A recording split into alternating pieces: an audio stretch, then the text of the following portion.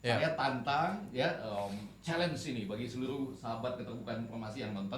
Coba jelaskan bagaimana angka real dari satu partai pada Sirekap ini bisa turun ketika TPS-TPS lain makin lama makin masuk. Coba jelasin pakai apa coba? Gimana bisa turun?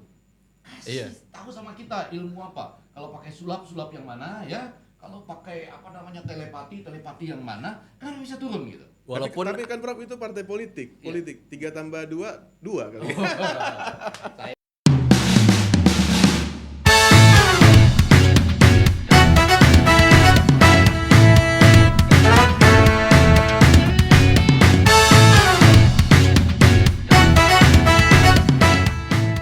Selamat siang sahabat keterbukaan informasi publik dimanapun Anda berada. Ini adalah podcast perdana kami, Podski atau Podcast Komisi Informasi Provinsi DKI Jakarta. Sepanjang 30 menit ke depan, saya Ardiansa Fadli akan memandu dan memoderatori podcast atau diskusi yang akan kita bahas tentang isu-isu keterbukaan informasi publik yang berkembang. Dan tema podcast kali ini adalah tentang bicara transparansi dan hak informasi publik hasil pemilu 2024 atau hasil pemilu kini dan nanti. Tentu saja 30 menit ke depan saya tidak sendiri. Bersama saya ada dua narasumber yang keren, kece dan juga familiar tentu saja. Yang pertama kita sapa dulu ada Ketua Komisi Informasi Provinsi DKI Jakarta, Bapak Haryara Huta Barat. Selamat siang, Pak. Selamat siang, Bung Ardi. Mantap sekali, semangatnya pemuda ini. Salam Podski. Salam Podki. Oke, yang kedua kita sapa juga tentu saja narasumber yang keren juga, yaitu adalah pakar komunikasi politik Universitas Indonesia, yaitu Bapak Profesor Dr. Effendi Ghazali. Selamat siang Pak Effendi. Selamat siang. Selamat datang di Komisi Informasi, Pak. Ardi ya singkatannya. Ardi, Pak. Ardi, kemudian Bang Hari Ara ini ya, yang menurut saya salah satu tokoh yang berpikir progresif untuk keterbukaan informasi publik. Dan Anda semua sahabat keterbukaan informasi ya. Betul, Pak. Di Jakarta, dan sebetulnya karena ini di Jakarta mau nggak mau ya bisa dinikmati seluruh Indonesia lah, betul ya. Betul. Baik, dan Pak Effendi ini juga sekaligus Duta Keterbukaan Informasi Publik ya Pak? Oh iya, bersama-sama dengan Prof. Mahfud MD. Oh betul, Prof. Mahfud MD. Titi Anggraini ya. Bu Titi Anggraini. Iya, kemudian juga Wina Armada. Betul. Tokoh pers kita ya. Betul. Ya. Betul. Rame-rame lah gitu. Karena serame itu aja masih belum harus agak lebih banyak ditambah ya. Iya. Ya semoga ke depan begitu Pak, keterbukaan informasi ini bisa kemudian kita dorong dari sisi pemerintah, terutama pemilu yang kita akan bahas ini. Oke. Karena sebelum Anda nyambung terus ya biar deliberasinya itu hidup, saya cuma mau mengatakan mudah-mudahan dengan ini tayangan perdana ya. Ini tayangan perdana Pak. Tayangan perdana Sejarah ini, sejarah. Tidak langsung ditutup kemudian ya. Iya. Karena kekhawatiran dari dalam Iya. ataupun kekhawatiran dari luar. Jangan ya. Kekhawatiran dari dalam itu bisa juga muncul. Internal berarti. Bukan gitu, hegemoni itu. Oh. Ya. Hegemoni itu cara bekerjanya begitu. Kelihatannya nggak ada yang salah, tapi kemudian orang mengatakan, ini jangan naik deh gitu. Oke. Kalau dari luar, seperti saya pernah ngalami Tekanan, pressure ya. Salah satu podcast lain. Oh besar sekali podcast itu. Lebih besar dari ini tentunya. Besar, Oh jauh besar ya. sekali. Dan itu waktu itu membicarakan benih lobster. Oke. Dia ditelepon, jangan diturunkan. Akhirnya di take down. Di take down. Oke. Padahal penyelundupan benih lobster itu Anda cari nanti informasinya ya. Iya Pak, siap. Menurut data itu ada antara lain Detik dan lain-lain memuatnya 3 miliar dolar per tahun. Wow. US ya, Angka Bro? yang besar. 3 miliar dolar Iya. US ya, Amerika Serikat per tahun. Kurang lebih 45 triliun kerugian negara per tahun. Per tahun. Oh itu bisa menutupi segala persoalan itu loh. Teman-teman ITB yang masih belajar yang harus cari pinjol nggak usah. Negara bisa kasih beasiswa. Termasuk kampus saya dulu ya, Bro. IPB Bogor IPB ya. juga, UI juga ada kasus waktu itu. Iya. Ya, pokoknya nggak ditutup lah ini. Iya, ya. semoga Semangat. betul bisa sustain gitu Pak. Konsisten ya. Iya. Tapi dari pertama ini sudah harus langsung menarik perhatian. Karena udah ngangkat-ngangkat podcast yang lain yang pernah take down. Gitu Oke. kan? Iya. Oke baik, terima kasih. Biar yang lain nebak-nebak siapa tuh ya. Oke. Podcastnya besar sekali. Spoiler ini kan. Tapi pernah take down gara-gara membicarakan Benih lobster. Oke. Bukan lobster, lobster. Iya lobster. Saking takutnya dibelokin. Ini lobster. Iya. Baik, terima kasih Pak Effendi dan Pak Ara. Pembahasan kali ini tentu Mungkin tidak panggilnya kalau di lebih- Podski jangan Pak Ara, Bung Ara. Oh, Bung Ara. itu Oke, dia. Bung Ara dan Bung Ege. Iya. Atau Pak Ege. Sebetulnya nama komplit saya itu EGP. Apa tuh, Pak? Emang gue bikin. Itu dia. Yang GP kayak atau enggak kayak. GP ada sendiri, Iya. EG ada sendiri. Oke. Gitu lah ya. Oke, Bung Ege atau Pak Ege lah ya. Iya. Atau Pak EGP ini. Iya. Oke, Pak, tema kali ini tentu tidak kalah menariknya dengan benih lobster tadi. Iya, betul. Yaitu adalah pemilu 2024. Lebih tepatnya adalah Budgetnya 70 triliun lebih soalnya. betul. Iya. Tapi kita bahas adalah tentang transparansi pemilu 2024 ini, Pak. Jadi sebelum kita beranjak pada pertanyaan-pertanyaan, tentu saja saya ingin sekali mendengarkan pandangan Bung Ara ataupun iya. Pak Ege begitu terkait dengan proses berjalannya rekapitulasi yang sekarang sedang berjalan atau pemilu 2024 secara keseluruhan seperti apa, Pak? Ya, yang pertama ini saya masih punya jari saya. Oke. Ini ada tanda bahwa saya warga negara nih. Udah Oke. nyoblos. Waktu itu di Pancoran, Jakarta Selatan. Karena rumah saya di situ. Nah, maksud saya adalah ini tintanya udah mau habis. Tapi hasilnya belum selesai. Nah, saya pernah bukannya sudah habis tuh. hampir dikit lagi nih. Masih ada dikit. Tinggal sama kotoran dikit lah Di mungkin. dalam kuku ya. Dalam kuku. Karena zat tanduk itu memang paling Iya. gampang kena. Iya, bukan berarti tintanya murah enggak. Maksud Iya. saya mau bilang urusan pemilu sebetulnya masyarakat udah hampir juga ini agak sedikit lupa karena tinta tandanya sudah mau habis. Iya. Tetapi hasilnya saya pernah buat tulisan di awal-awal ketika pas nyoblos itu, mungkin saya kirim juga ke Iya. Prof. Effendi. Mimpi saya itu adalah dari TPS hasil informasi publik yang C1 Plano itu langsung dikirim ke semua tingkatan. Oke. Misalnya nih contoh di DKI. Hasil TPS kita di Tanah Abang itu dikirim ke langsung dari untuk yang provinsi, dikirim ke KPU DKI. Iya. Jadi tidak ada lagi kelurahan, kecamatan dan seterusnya. Oke. Sehingga apa? Kepastian dalam konteks transparansi dan partisipasi publik itu nyata. Nah, kedua adalah misalnya contohnya yang RI, Capres kita di Tanah Abang. Itu langsung dikirim ke KPU RI. Supaya informasi publiknya dikelola di komisioner masing-masing tingkatan. Nah, tapi satu yang paling penting lagi adalah bahwa ada ruang-ruang gelap. Saya katakan demikian di tahapan di luar TPS, pasca TPS. Kenapa? Kalau di TPS, Bang Effendi, TPS rumahnya, TPS rumah saya, Iya. itu pesta demokrasi. Betul. Tapi ketika pasca itu di kelurahan, di kecamatan, akses untuk masuk ke partisipasi publik itu, pertama waktunya sudah cukup lama, orang perlu bekerja kembali karena pemilu kan libur. Iya, betul. Tapi kalau untuk orang yang khusus, dia bekerja misalnya, saya orang tukang gojek, tapi saya harus mengawasi ke kelurahan kecamatan, bukan tugas saya, dan saya anak istri saya nggak akan makan. Maka dari itu saya berharap ke depan, partisipasi publik itu di setiap tingkatan, sekalipun undang-undang ini tidak berubah terlalu drastis nanti, misalnya tetap ada angel satu tingkatan lagi baru ke pusat gitu, itu tetap harus dibuka, kalau perlu di lapangan. Secara transparan Dan tadi. ada TV yang semua orang bisa melihat. Memantau Di begitu. situ yang namanya Kalau nggak salah saya keterbukaan. di Inggris ada itu. Nah, iya. Masih ada ya pemilihannya tapi bukan nasional.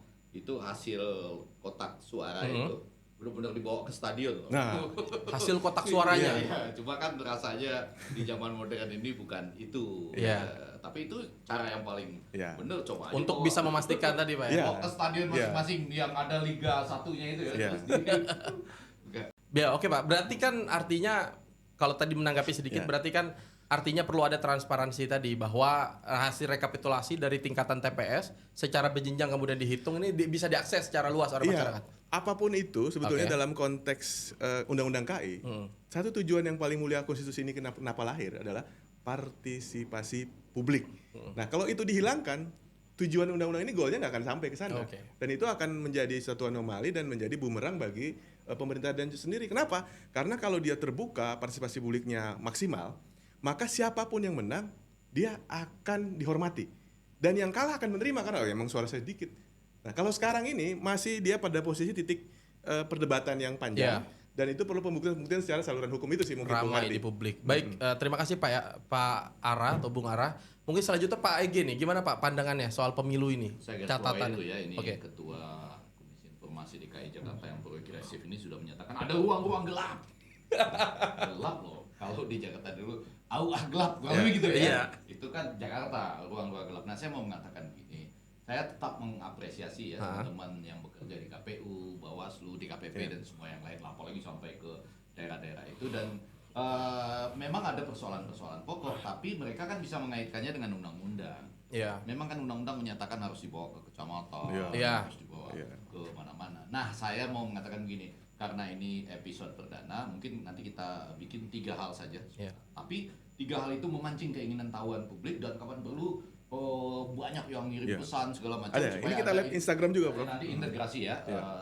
Yang mau saya katakan itu adalah saya sungguh percaya dan saya pernah membawa tim itu ya dari luar negeri pada pemilu 2019 bahwa sebetulnya kalau kita kan keterbukaan informasi publik kita buka secara umum, kita Iya. lelang baik dalam konteks nasional maupun internasional. Tapi saya yakin putra-putri itu baik bangsa kita bisa. Oke. Berapa lamakah harusnya si rekap atau rekapitulasi itu bisa selesai 2 kali 24 jam?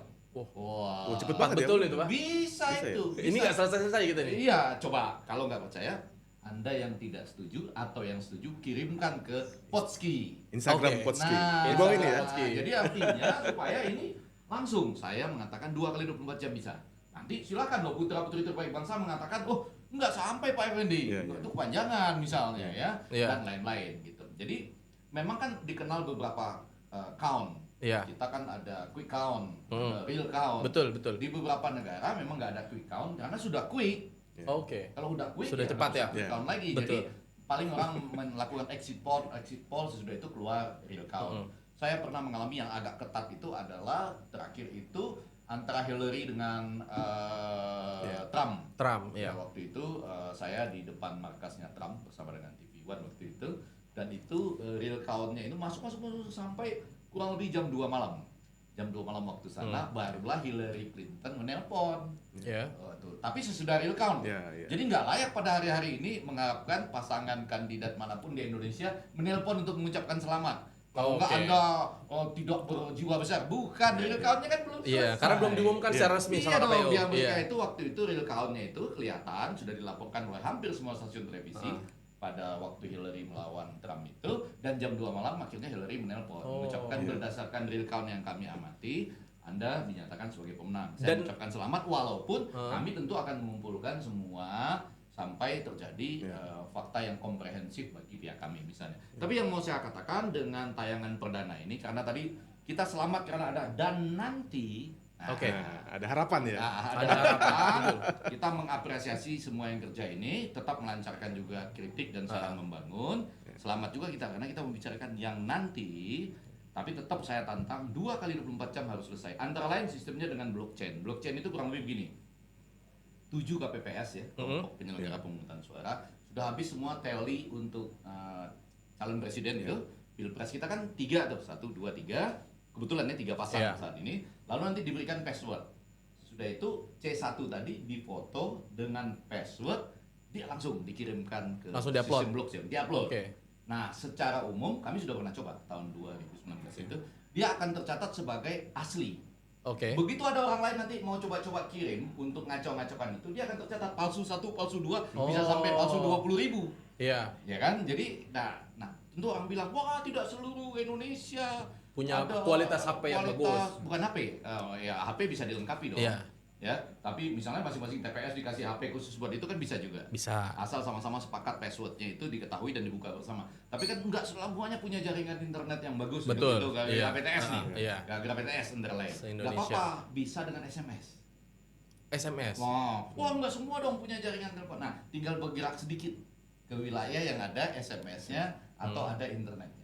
Jadi dalam 2 kali 24 jam silahkan loh anak putra terbaik bangsa kita yang ahli dalam IT, teknologi informasi, menyampaikannya buat ini, Iya. saling memperkuat kita. Dari nantinya. Merauke sampai Sabang, Sampai dari Sabang. Purworejo sampai Miangas. Boleh. Anda yang punya kemampuan, sampaikan di sini bahwa itu betul 2 kali 24 jam bisa. Apa artinya yang agak penting di sini? Mungkin bagian kedua ya. Tadi sudah 2 kali 24 jam. Ruang gelap bisa diselesaikan dalam 2 kali 24 jam. Oh, lalu ada pertanyaannya. Kenapa demikian? Karena kita harus meluruskan. Ini tugasnya dosen itu seharusnya. Saya nggak tahu dosen-dosen sekarang benar apa nggak ini. Mengajarkan yang gini nih. Luruskan aja dengan jernih. Pelan-pelan ya. Iya. IT, teknologi informasi. Apa artinya? Teknologi informasi itu adalah sesuatu yang diharapkan bekerja lebih cepat, lebih akurat, lebih aman. Betul nggak? Betul, Pak. Iya dong. Namanya teknologi informasi. Kalau dia bekerja lebih lambat, bahkan di 2019 situng itu nggak selesai. Iya. Nggak selesai loh, situng tuh nggak selesai. Nggak ada ujungnya Nggak ada ya? hasilnya, dia nggak ada ujungnya. Jadi kalau dia bekerja, bahkan begini loh, sekarang banyak logika begini. Orang tampil di depan televisi nih, mohon maaf ya bapak-bapak dan ibu yang di KPU, bahkan Bawaslu yang bilang nggak ada masalah, atau semuanya lah ya, kita demi nanti ya kan. Iya. Anda tampil di media dengan mengatakan, ya tapi Sirekap itu nanti akan kami perbaiki dengan hasil dari C1. Ini bukannya kebalik-balik nih. Iya, Pak. Di depan mata ya. Iya. Ini kan kebalik-balik loh. Gimana sih? Iya. Itu IT, teknologi informasi, Betul. pakai teknologi, katanya dibuat oleh pribadi-pribadi lah, individu dari universitas yang hebat Iya. atau institut yang hebat. Kan itu tujuannya bukan dia dikoreksi oleh hasil kecamatan ini loh. Iya, Dia itu mengoreksi kalau ada yang ngaco-ngaco di kecamatan. Iya. Sebelum kecamatan ini ngaco-ngaco, angkanya udah naik ke nasional. Betul. Sehingga Anda kalau ngaco-ngaco tercatat sebagai palsu 1, palsu 2, palsu 2000. Iya. Jangan dibalik-balik nih. Iya, bukan malah bisa kemudian Jangan diubah-ubah begitu ya. dibilangkan si rekap itu nanti diperbaiki Iya, dari betul. hasil C1 yang di orang protes. Di-upload ya. Ya, aduh, gimana sih ini? Jangan balik-balik berpikirnya lurus-lurus Oke. aja. Kalau nggak usah ada si rekap itu. Iya. Karena kan kalau enggak kita jadi berkelahi gara-gara si Betul, rekap. betul. Akhirnya masyarakat jadi Jadi kemudian berkelahi. rame gara-gara Jadi Sirekap kita ya. kan wow si rekap. Udah kita bilang pelototin saja penghitungan-penghitungan yang ada bertahap di kecamatan, kemudian provinsi, langsung nasional. Kurang lebih gitu ya. Itu yang harus dipelototin. Cuma kan nggak mungkin. Saya senang loh ini latar belakang Ibu kota. podcast kita ini ibu kota yang mencerminkan gedung-gedung tinggi, ada konglomerat, ada oligarki juga di situ mungkin, ada ini ya, pusat perdagangan, Iya, banyak Tanah Abang. juga rakyat kita yang 72,5% menurut data Kementerian Dalam Negeri 2022, belum keluar loh data 2023 ini, cuma belum tamat SD, sebagian SMP atau tamat SMP, Iya. 72,5%. Di seluruh Indonesia. Di seluruh Indonesia. Ini wajah pemilih kita. Iya. Belum tentu dia punya waktu memplototi kecamatan. Oke, Pak. Artinya kan Betul nggak tuh? Betul, Betul betul. nggak? iya, kan kehadiran Sirekap ini Pak EG bahwa kehadiran Sirekap adalah tujuannya untuk memberikan sebenarnya memastikan Lebih cepat, transparansi, lebih akurat, lebih aman. Tapi Betul, faktanya di betul. lapangan kan kemudian menjadi ramai karena di Sirekap itu bukan hanya kita mengupload C1 TPS itu, tapi juga menginput angka yang Anda ternyata bukan sering dong. berbeda. Anda kan nggak upload kan? Iya, TPS Nah, maksudnya. Pelan-pelan. Jadi bukan kita yang upload, karena kita protes, Ah. kita buka Ya. uploadannya Membandingkan. dia, lalu kita bandingkan pelan-pelan ini. Nah, sebelum kembali ke arah kita ingin tahu posisinya, tapi ini poin yang ketiga kita, algoritma. Ini kan sekarang udah zaman algoritma. Algoritma dari teknologi informasi atau IT pemilihan umum itu ada 4. 1, seluruh peserta pemilu itu tahu persis sistem IT apa yang digunakan, Sirekap macam Sistem apa yang IT digunakan, Sirekapnya, oke. siapa yang buat, Iya. tempatnya di mana, biayanya berapa. Wong APBN kok nggak dikasih tahu. Berarti itu terbuka juga Harus terbuka Oke. ini, dan ini silakan dipersidangkan di Komisi Informasi Pusat dan mungkin sedang berjalan. Dan yang kedua, seluruh peserta pemilu itu tahu persis keunggulannya apa. Oke. Iya dong. Lalu Iya. yang ketiga, seluruh peserta pemilu tahu persis kelemahannya apa. Pelan-pelan ya, sistemnya apa, siapa yang buat, biayanya berapa, di Oke. mana, lalu keunggulannya apa, kelemahannya apa. Dengan demikian semuanya saling jaga. Iya, Kan udah tahu keunggulannya, tahu kelemahannya. Ayo Anda mau masuk dari sana. Jalan-jalan gelap tadi sudah ada yang jaga. Oke. Anda mau masuk jalan gelap itu ya? Saya Iya. jagain di sini nih. Anda mau masuk jalan gelap itu ya? Saya jagain di sini. Baru yang keempat, diupdate secara berkala. Kata-kata misalnya di Amerika Serikat 6 jam sekali. Yang paling saya ingat tuh terakhir Pennsylvania dan Nevada waktu Biden lawan Trump itu kan. Di situ angka-angka yang menentukan apakah tercapainya 270 electoral college atau tidak Ya. gitu ya. Maka 6 bulan sekali, bahkan kalau saya nggak keliru dari 2 negara bagian itu Pennsylvania mungkin ada terjadi mesin yang stuck. Iya. Nah, lalu kemudian Bermasalah begitu? Iya, mereka bilang itu ada masalah di dalam, tapi CCTV kita Tapi ada. mereka terbuka ya. Lihat angka-angkanya. Iya. Nah, itu kami ulang kembali, kami masukkan kembali ke dalam mesinnya. Oke. Jadi itu setiap 6 jam Di-upload ya. Komplit kan jadinya orang tahu ini Iya. sistem apa, dibuat oleh siapa, Iya. harganya berapa, tempatnya di mana. Lalu yang kedua keunggulannya apa, kelemahannya apa. Lalu terakhir tuh diupdate setiap 6 jam sekali ada juru bicara dari Komisi Pemilihan Umum di sana tuh daerah. Karena Iya. di sana nggak ada ketergantungan Iya. ke KPU pusat. Masing-masing itu diserahkan kepada Komisi Pemilihan Umum negara bagian. Negara bagian. Tapi yang lebih penting lagi adalah itu. Dengan mengetahui 4 hal ini, maka kita sekarang nggak boleh lagi ribut pada hal-hal yang menurut saya si melekete. Yaitu apa? Itu servernya di luar negeri. servernya di Cina, servernya di belum pernah saya dengar servernya di Arab belum ya. Jadi apa tuh di Cina, di Afrika. Iya, di luar gitu ya. Itu tidak ada masalah. Oke. Kalau semua kita tahu Dari kan awal. gini loh, ini yang utama di sini Iya. backupnya. Blockchain itu juga backupnya sampai 4. Tapi kan prinsipnya kita tahu loh Iya. backupnya di mana gitu. Lalu yang ini kalau Anda palsukan akan tercatat palsu 1, palsu 2 sampai palsu 3.000 gitu loh. Jadi itu salah satu sistem. Mungkin kalau ada yang punya sistem lain selain blockchain Yang lebih silakan keren juga. gitu ya, Tapi oke. kan kita serahkan kepada, saya sungguh yakin pada kemampuan putra-putri terbaik bangsa. Jadi tantangan dari kita yang sekarang ini adalah satu, masih ada ruang-ruang gelap. Ruang gelap, Yang ya. kedua, saya yakin 2 kali 24 jam bisa. Jadi kalau ada yang sedang menonton, yakin bahkan bisa lebih cepat atau mengatakan nggak bisa 2 kali 24 jam, ayo kita diskusi. Wah. Siapa tahu minggu depan kita bisa diskusi. Dan yang ketiga, yang agak penting adalah kan memang ini berimplikasi nanti karena Anda bicara nanti Ya. harus ada perubahan undang-undangnya. Harus direvisi berarti Iya kan? dong, bahkan sebetulnya Mahkamah Konstitusi itu mengatakan begini, yang harusnya serentak itu cuma 3 pemilu. Pemilu presiden, DPR, dan DPD. Atau yang pada waktu kami ke Mahkamah Konstitusi dulu, kami sebut sebagai pemilu nasional serentak. Dan Oke, kami pemilu. pisahkan dengan pemilu daerah serentak, Ya, yaitu pilkada. kepala daerah, DPRD 1, DPRD 2. Ya. Jadi sebetulnya kemarin itu cukup 3. Nggak perlu banyak begini ya. 3 dulu, Presiden, DPR, DPD yang dilaksanakan 14 Februari. Iya. Tapi karena ini nggak sempat memikirkan merevisi undang-undang sesuai dengan apa yang sudah diperbolehkan oleh MK, atau mungkin merasa diri wah mampu nih untuk 5 lagi misalnya. Iya. Ya, itu jadi hal-hal seperti itu hasil dari yang perdana nih. Silakan Iya, Pak Hariara ini. Silakan Pak Riara, penuh mungkin semangat ini Pak, nih. pertanyaan adalah ini kan semua udah ada sirekap, diumumkan gitu ya. Kita bisa cek juga gitu walaupun ya simpang siur karena beberapa kali ini. Cuma pertanyaan adalah sebenarnya bagaimana kemudian atau apakah indikator sebenarnya yang dijalankan oleh KPU ini sudah transparan atau belum gitu? Apa saja indikatornya? Ya gini Bung Ardi, jadi tadi Bung Effendi Ghazali, Prof ini tadi mengatakan bahwa di suatu negara Amerika Serikat, saya sebut saja ya, United States of America, itu ada suatu ruang di mana memang beberapa tahapannya ada yang tidak terbuka. Oke. Nah, contohlah kita mungkin di kecamatan ya, di plenokan, itu kan akses masuknya susah. Nah, tadi saya katakan kenapa pakai analogi ruang gelap, karena ruang gelap itu maksudnya adalah tidak ada partisipasi publik. Oke. Kemudian yang kedua, ada suatu hal yang bisa sebetulnya pakai teknologi. Misalnya contoh tadi di Amerika, dia walaupun di ruang tertutup seperti ini, tetapi dia ada CCTV yang akan dipublish lagi ke publik. Oke. Kenapa ada CCTV? CCTV ini menarik, Iya, betul. Bang Effendi. Kenapa, Bung Ardi? Kalau di rumah saya, CCTV itu untuk melihat supaya mencegah ada orang yang mencuri kendaraan, bergerak tidak bergerak. Iya. Kenapa? Karena itu adalah harta yang berharga. Iya. Karena adanya keterbatasan kita kan, itu berharga. Kenapa di pemilu itu perlu ada CCTV di ruang-ruang gelap itu dan partisipasi publik? Karena suara rakyat itu berharga banget. Satu suara itu menentukan suatu pilihan. 50% plus 1. Plus satu. Iya. Jadi suara saya, 50% aja belum Iya. bisa jadi presiden. ya suara, Dua putaran berarti. ya suara presiden Pak Jokowi sama dengan suara abang kita tukang beca. Iya. Misalnya saya tukang beca nih, Satu. suara saya One sama. man one vote ya. Jadi itu, jadi CCTV itu mencegah kriminal. Kriminal itu bukan hanya harta benda bergerak tidak bergerak loh.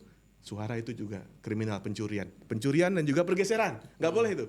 Makanya saya katakan tadi Bang Effendi, kalau kita transparan, partisipasi publiknya oke maksimal, mau yang menang pasti akan dia juga akan dihormati, yang kalah pun juga akan hormat sama yang menang. Karena emang suara saya nggak cukup dong. Emang dia menang, dia akan kasih selamat dan cepet-cepet. Kalau di Amerika tuh telepon langsung Iya, iya. pasti ucapan selamat tuh pasti greeting. Walaupun kadang-kadang ada yang mengatakan Iya. saya menunggu sampai terjadi Iya. hasil yang komprehensif Oke. yang Iya. dilakukan pihak kami. Iya. Tapi real count sudah beredar. Nah, Iya. dalam konteks yang disampaikan Ara ini pada hari-hari ini kan sebetulnya pertanyaan kita adalah sempat nggak kita kepikiran soal bahwa 2 kali 24 itu jam itu sebetulnya bisa. Iya, cukup. Jadi artinya di lelangnya bagaimana? Iya. Lelang aja dong. Iya. Oke. Saya kok yakin ya putra-putri terbaik bangsa Iya. ini hebat.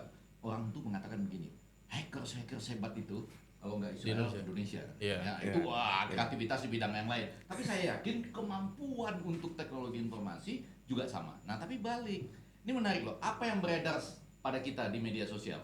Orang berkelahi itu di kecamatan. Iya, betul. Ada yang sempat mengaku bahwa dia disuruh melakukan manipulasi. Kan ada kan itu Ah, loh. ah. Ada beredar itu semua. Tapi apakah itu kita pernah terima atau lihat dari CCTV? Maksud saya gini loh, Iya. pas orang ngitung gitu ada CCTV 6. Iya, jadi terekam Mulai lah ya. dari buka kotak Iya. ya Kalau perlu live YouTube ya. Iya, di masing-masingnya live. Jadi kita Di setiap TPS berarti? Iya dong. Iya. Wow. Atau paling enggak setiap bukan TPS, kan TPS sudah selesai Iya. karena ada saksi-saksi Iya. ketika dibawa Di tempat suaranya itu ya, dibawa di- ke kecamatan, kapan perlu perjalanan ke kecamatan itu juga Direkam, oke, didokumentasi dokumentasi. dengan baik supaya nggak terjadi tukar menukar kotak Iya. misalnya. Hmm. Lalu pada saat dibuka ada CCTV-nya semua gitu kan. Jadi kalau mau yang seperti itu panjang dan lama, tapi Iya. itu mungkin bagian pada mencocokkan hal-hal yang empirik dengan saya rasa kalau ini sudah tercatat secara akurat dari 2 kali 24 jam, ngapain lagi Anda berusaha buat ngerubah-ngerubah itu loh. Iya. Iya. Udah tercatat dengan tepat dengan teknologi yang memang tersedia di dunia gitu. Jadi kalau masuk palsu 1, Iya, palsu 2. palsu satu Oke. kan percuma Anda ubah-ubah Oke. sudah naik dengan disaksikan dan kemudian ya itu tadi laksanakan. Jadi penting loh ini ya yang bagian ketiga tadi teman-teman yang menyaksikan teman-teman sahabat keterbukaan informasi yang menyaksikan acara ini kita mulai mendesak pemilunya 3 aja. Iya. Pemilu nasional serentak presiden, DPR dan DPD. Kami mengusulkan pada waktu judicial review itu begitu ada saya, ada Saldi Isra, Pak ada Saldi Isra. Didik Supriyanto, kemudian ada Yai Selamat Effendi Yusuf yang sudah berpulang pada saat ini dan juga siapa namanya pakar hukum tata negara itu Irman Putra Sidi. Irman Putra Sidi. Nah, dokter. Jadi komplit itu dibagi 2. Jadi ini untuk nanti ya sudah 3 saja pemilu presiden, DPR, DPD. Ketika melaksanakan pilkada dilaksanakan pemilu kepala daerah DPRD 1 dan DPRD 2. Terpisah begitu ya. Karena kalau enggak orang nih benar-benar serius di pemilu presidennya gitu. Iya. Habis itu yang lain-lain dipedulikan gitu. Di situ bisa terjadi Iya. cokok-mencokok suara gitu ya. Kemudian Oke. pindah karena perhatiannya kan tertuju pada presiden. dulu. Iya, presiden dulu begitu. Kemudian mungkin pertanyaan selanjutnya adalah Pak Ege, menarik sekali adalah soal sebenarnya kan di sini sudah terjadi, Ya. udah kadung ramai sebenarnya Ya, di masyarakat gitu. Pertanyaannya adalah bagaimana komunikasi publik yang harus ditampilkan oleh KPU untuk bisa memastikan bahwa hasil rekapitulasi yang sedang berjalan yang kemudian nanti akan diumumkan itu bisa dijalankan secara transparan dan bisa memenuhi hati masyarakat gitu, Pak. Awkward situasinya. Awkward itu kurang lebih terjemahnya itu canggung ya, Oke. gugup-gugup gitu karena mungkin belum pernah juga disimulasi sebelumnya itu. Itu maksudnya. Enggak, saya menghargai loh kadang-kadang yang sering tampil menjelaskan itu Pak Idam Kolik ya, teman Iya. kita juga Iya, iya. gitu ya. Dia kan susah menjelaskan kenapa ini harus di stop misalnya. Iya, iya. Ya kan? Karena Direkap. apa terjadi? Kalau di Amerika seperti saya contohkan tadi ya di Pennsylvania itu berhenti karena mesinnya stuck. Error, kemudian Tapi diumumkan. dilihat itu, oh itu loh bukti mesinnya stuck lalu diulang lagi gitu Oke. ya. Jadi kan ada penjelasan tentang itu. Nah, kemudian lebih penting daripada itu ada bagian yang tidak bisa dijelaskan. Nah, menurut saya ini perlu masuk ke hak angket. Hak angket Oke, itu hak angket sebetulnya disetujui oleh 62,2% Suara DPR. pemilih Oke. atau responden menurut Litbang Kompas yang terakhir. Ya, kena 62,2% dari responden Mendukung itu hak angket mendukung maksudnya? hak angket Oke. untuk menyelidiki dugaan kecurangan pemilu. Pertanyaannya lengkap, apakah Anda setuju untuk hak angket di DPR guna itu tadi menyelidiki dugaan, hati-hati ya, dugaan kita garis bawahi kecurangan pemilu 62,2%. Nah, maksud saya ini bisa masuk, saya kasih contoh yang supaya kita tidak pusing dengan Yeah. contoh-contoh yang lain. Suara dari P3 misalnya, itu disampaikan oleh Ahmad Baidowi ya, salah satu anggota DPR dari P3. Suaranya itu pada tanggal 27 dan 28 Februari itu sudah sampai di 3.058.000 Suara, iya. suara. Lalu TPS masuk kan, hasil TPS kiri kanan semua masuk, kok bisa turun? 3 Oh, juta. tiba-tiba turun suaranya. Ya, ke angka 3.040.000 lah kurang lebih gitu. Dari angka semula 3.058.000. Maksud saya begini, logika. Iya. Kalau persentase bisa turun karena kan TPS masuk, lalu ada yang misalnya mendapat persentase besar di sebuah provinsi lah Iya. misalnya, maka persentase yang Jadi lain turun. yang tidak bertambah menjadi kecil, turun dibandingkan dan persentase yang Iya. besar ini. Karena seluruhnya kan harus 100%. Tapi kalau angka real ya nggak bisa turun. Angka real itu Anda udah dapat angka Udah masuk begitu ya. 3.058.000, lalu masuk TPS lain, kok angka Anda bisa turun? Jangankan turun sampai 10.000, 1 aja 2 nggak boleh turun itu karena angka real. Oke. Nah, hak angket kan bagus itu, panggil P3-nya. Benarkah Anda turun waktu itu? Mana rekamannya ketika Anda buka si rekap ini? Kan bisa di screenshot atau apalah. Nah, Iya. kenapa bisa turun? Panggil si rekapnya. Kenapa ini bisa turun? Itu nggak bisa dijelaskan loh. Coba Iya. saya tantang ya challenge ini bagi seluruh sahabat keterbukaan informasi yang nonton. Coba jelaskan bagaimana angka real dari satu partai pada Sirekap ini bisa turun ketika TPS-TPS lain makin lama makin masuk. Coba jelasin, pakai apa coba? Gimana bisa turun? Kasih tahu sama kita ilmu apa? Kalau pakai sulap yang mana ya? Kalau pakai apa namanya telepati yang mana? Kan bisa turun gitu. Walaupun tapi kan Prof itu partai politik, 3 tambah 2, 2 kan. Saya itu Bukan ya? memilih Ini ilmiah ya? Ilmiah. pemilih ilmiah. yang tidak bisa dijadikan sulap apapun. Karena angka kan masuk, lalu katanya TPS lain masuk. ya Udah nggak bisa turun, satu aja nggak bisa harusnya, turun. tapi nggak turun Betul ya? faktanya begitu ya. Turun. Walaupun di samping itu juga ada yang melesat tiba-tiba Apanya? begitu. Ada Kalau saya orang melesat itu saya senang-senang aja. Artinya kan, bukan orang parpol maksudnya Pak. iya ya nggak apa-apa. Kalau melesat kan bagus, berarti pemilihnya banyak. Kan Tapi ada capres juga kan? Iya. Tapi Iya. jangan ngambil dari tempat orang lain. Yang penting kan melesat sendiri karena pemilihnya Karena banyak. Itu pemilihnya saya bahagia. gitu. Karena Oke. saya inginnya, saya dari dulu nggak pernah setuju parliamentary threshold.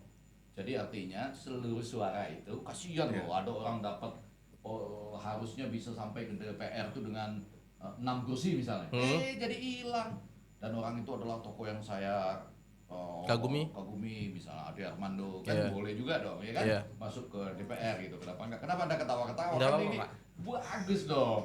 Bang Masinton misalnya ya, dan masih banyak lagi tokoh-tokoh yang agak tergantung misalnya ya, baik karena presidensial threshold maupun ketidakcukupan suaranya. Saya senang semua mereka itu bisa masuk di DPR kalau mereka tokoh-tokoh yang menurut saya walaupun alirannya berbeda-beda ya disitulah parlare tempat untuk mengadu parlare. Baik. Mungkin ke Pak Ketua Pak.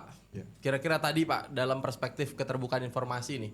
Tadi kan ya tadi sudah dijelaskan gitu bahwa Sirekap sudah ada kemudian ini gitu. Dan sudah dijelaskan juga oleh Pak Effendi Ghazali bagaimana kemudian komunikasi publik ya dari Iya. KPU gitu. Gimana? Jadi KPU di semua tingkatan itu harus sadar bahwa dirinya sebagai badan publik itu dulu. Oke. KPU adalah badan publik. Dia bukan private sector. Yang dikelolanya selain data pribadi. Jadi kalau dalam pemilu itu kan yang milihnya yang rahasia. Tapi hasilnya itu dibuka sebuka-bukanya, transparan mungkin. Jadi pertama KPU adalah badan publik. Nah itu harus menjiwai dulu para komisioner KPU di semua tingkatan. Sehingga apa? Ketika dia badan publik, dia punya tugas yang disebut dengan Pejabat Pengelola Informasi Dokumentasi PPID. Oke. PPID itulah yang secara Undang-Undang 14 2008 yang bertanggung jawab mengumumkan ke publik, bukan personal komisioner. Karena ketika dia bicara Undang-Undang 14, yang bertanggung jawab itu adalah PPID sebetulnya. Ya, lembaga. Sehingga informasi publik yang disampaikan bukan hoax, Bukan personal berarti. bukan personal. Dan saya mau ingatkan lagi, badan publik di dalam Undang-Undang 14 2008 bahwa badan publik yang menyampaikan informasi yang tidak tepat atau hoax itu hati-hati, Bang Effendi. Iya. Ada unsur pidananya. Maka dari itu KPU badan publik tidak boleh menyampaikan informasi yang tidak valid. Jadi sekalipun konteksnya KI tidak mempersoalkan mengaudit atau memastikan merevisi hasil badan publik lain, tetapi yang pasti KPU tidak boleh menyampaikan informasi publik yang tidak valid. Yang tidak valid. Atau kalau menyesat. bisa agak kasar, hoax, nggak Oke. boleh. Karena itu pidana. Itu hati-hati sekali. Dan itu mungkin bisa menjadi reminder juga buat semua masyarakat ketika ada mendapatkan informasi publik yang tidak tepat dari badan publik, termasuk dari KPU, itu bisa dilaporkan kalau tidak tepat. Dan Oke. dia sudah punya bukti-buktinya begitu. Ya kalau menyinggung tadi misalnya di undang-undang, apakah ini masuk ya dalam undang-undang KIP nomor 50 pasal 55 begitu terkait bahwa misalnya Sirekap itu kan ada 2 hasil yang diupload kemudian yang diinput gitu angkanya berbeda. Nah itu masuk nggak kategori Ya, ini kan harus konsekuensi pidana tadi? dilaporkan. Oke. Harus dilaporkan, makanya dari itu podcast ini sebagai sarana. Ini kan demokrasi banyak nih. Iya. Kita tidak pernah takut dalam konteks penegakan hukum. Ini kan demokrasi. Ya. Demokrasi itu harus ada kepastian penegakan hukum, kepastian hukum. Oleh karena itu dari sisi badan publik KPU yang sudah bekerja keras pagi siang malam ya, mudah-mudahan sehat semua ya, komisioner KPU-nya ini di tim semua tingkatan, itu mereka bisa memastikan bahwa informasi publik yang mereka kelola ya dan mereka sampaikan kepada publik itu adalah informasi publik yang valid, itu dulu. Dan yang kedua, semua urusan kontrak itu dalam undang-undang KI itu terbuka. Dia mau berkontrak dengan siapa, orangnya siapa, kecuali data pribadinya ya. Misalnya sertifikat ada perguruan tinggi negeri ternama misalnya, si A, si B, si C, ijazahnya nggak boleh, memang itu data pribadi. Nomor rekeningnya nggak boleh, itu data pribadi. Tetapi dalam konteks kontrak memorandum of understanding-nya atau perjanjiannya itu sebenarnya terbuka. Oleh karena itu, ini memang saya tidak akan lebih jauh lagi karena mungkin lagi sengketa juga di pusat. Tetapi minimal publik tercerahkan bahwa demokrasi ini undang-undangnya sudah sangat banyak sekali salurannya. Tinggal masyarakat mau berpartisipasi enggak? Itu makanya Saya juga kata kuncinya itu. setuju. Saya tadi untuk menuntaskan ya pertanyaan Ardi supaya jangan terlalu banyak beban orang dari podcast perdana ini ya. Tiba-tiba ini sudah menyelesaikan masalah pemilu 5 tahun, nggak mungkin. Yang pertama tadi, ayo kita tantang 2 kali 24 jam bisa selesai nggak? Putra-putri terbaik bangsa yang punya kemampuan. Oke, Ayo. Terus yang kedua, tadi kita mengatakan ada perbaikan-perbaikan undang-undang ke depan. Ayo sama-sama kita lakukan 3 saja dengan quick count yang bukan dengan quick count, dengan real count yang lebih cepat. Nah, yang ketiga pertanyaan Ardi yang pamungkas dengan ini rasanya bisa kita tutup. Saya mau mengatakan walaupun mereka canggung sekarang karena ya apa boleh buat undang-undangnya demikian, kemudian sistemnya ini tidak dipersiapkan dengan baik, setidaknya saya nggak tahu lelangnya ya supaya. Nah, lebih daripada itu karena mereka sudah bekerja, selamat bekerja, mudah-mudahan bisa selesai dengan baik. Nggak gampang loh jadi mereka. Coba Anda bayangkan kalau Anda jadi mereka di tengah berat ya, Pak. tuntutan segala macam itu ya. Belum netizen kan? Nah, lebih daripada itu, saya tadi mengatakan ini ada 2 jalur yang sedang terbuka. Maka nanti yang ketiga tuh MK. Nah, tapi kan ada 2 jalur yang terbuka. Yang satu ini sidang-sidang di Komisi Informasi Pusat. Bagian mana nih? Penyelesaian sengketa dengan keterbukaan informasi publik.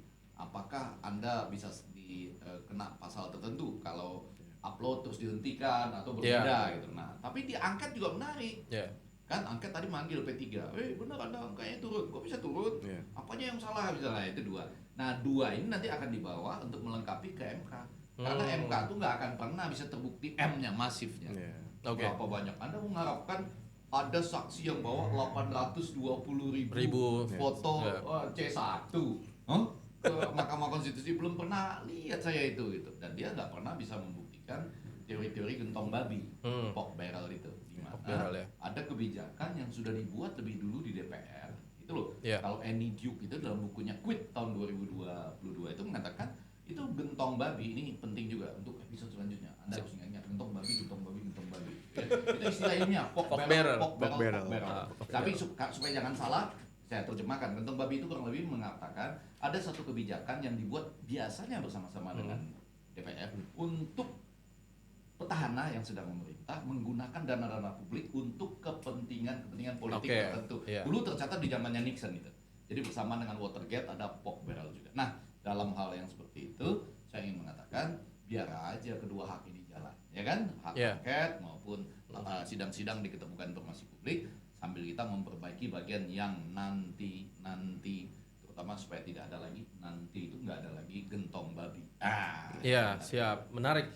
Berarti artinya adalah ada banyak sekali saluran alternatif untuk sebenarnya menjamin transparansi dan keterbukaan informasi ini bisa dilaksanakan gitu ya, melalui angket, kemudian juga tadi melalui sidang-sidang yang masih akan sidang-sidang penyelesaian informasi dan berujungnya di Mahkamah Konstitusi. Baik, terima kasih teman-teman. Tidak terasa 30 menit sudah kita berbicara atau berdiskusi tentang satu hal yang menarik, yaitu tentang pemilu dan juga transparansi. Ya. Kita mulai dari ruang gelap, akhirnya dengan gentong babi. Gitu. Menarik kan? Oke, menarik. Dimulai itu ruang gelap, lalu ada gentong babi. Ruang gelap dan gentong babi. Oke, terima kasih teman-teman dimanapun Anda berada, dan kita akan kembali lagi di episode-episode selanjutnya. Begitu, dan terima kasih kepada narasumber yang boleh dites dulu gelasnya ini? Boleh dulu. Itu gelas dulu. Gelas keterbukaan informasi nih kan. Ini air putih sengaja, bukan KAI nggak punya anggaran, tapi supaya jernih berpikir. Jadi Potski itu harus jernih, tetap objektif. Keterbukaan informasi harus disampaikan. Kalau ini diadu agak kenceng pecah juga. Tapi dengan kejernihan ini kita salut. Pemilu terlaksana dengan damai, hasilnya yang belum pasti kan gitu kan. Kalau pelaksanaannya udah luar biasa ya. Kita apresiasi lah. Penutup apresiasi buat teman-teman KPU dan Bawaslu. Oke. Terima kasih teman-teman. Mungkin itu saja, kita ketemu lagi di episode-episode selanjutnya. Terima kasih narasumber yang baik. Terima kasih. Assalamualaikum warahmatullahi wabarakatuh. Waalaikumsalam.